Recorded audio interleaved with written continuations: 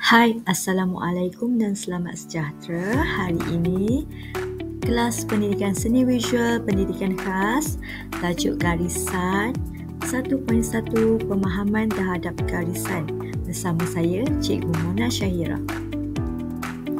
Standard pembelajaran untuk hari ini adalah mengenal jenis garisan, menyatakan garisan pada alam semula jadi, objek buatan manusia, karya seni dan menerangkan fungsi garisan.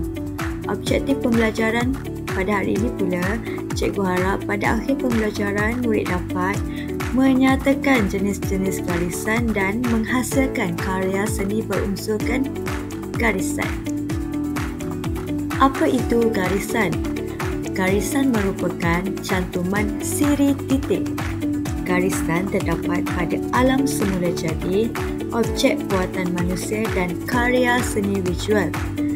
Garisan boleh dihasilkan dengan menggunakan alat, media atau bahan tertentu di atas sesuatu permukaan.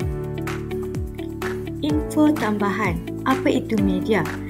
Media dalam seni visual adalah sesuatu bahan atau alat yang digunakan untuk membuat garisan seperti pensel, pen penanda, krayon, dakwat, cat air, cat poster, arang dan lain-lain. Media yang berlainan akan menghasilkan kesan garisan yang berbeza-beza. Jom kita lihat jenis-jenis garisan pula. Terdapat pelbagai jenis-jenis garisan, antaranya garisan nipis, garisan berpancar, garisan titik-titik, garisan bergerigi, garisan berlingkar, garisan silang pangkah, garisan menegak, garisan beralun, garisan putus-putus dan garisan tebal. Jom kita lihat ciri-ciri jenis-jenis garisan.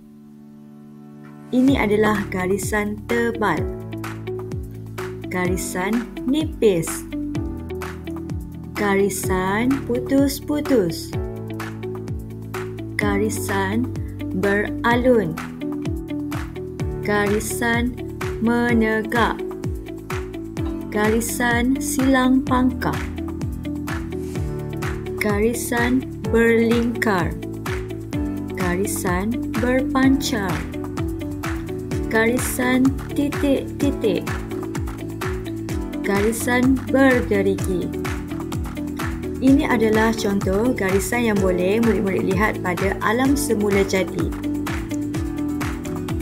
Ini pula contoh garisan yang murid-murid boleh lihat pada objek buatan manusia.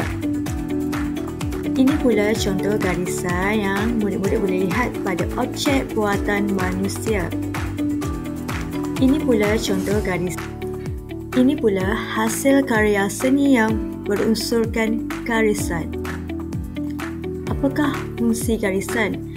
Garisan boleh menimbulkan rupa, mewujudkan bentuk, mewujudkan ruang, menghasilkan jalinan, mewujudkan ton dan menghasilkan pelbagai corak.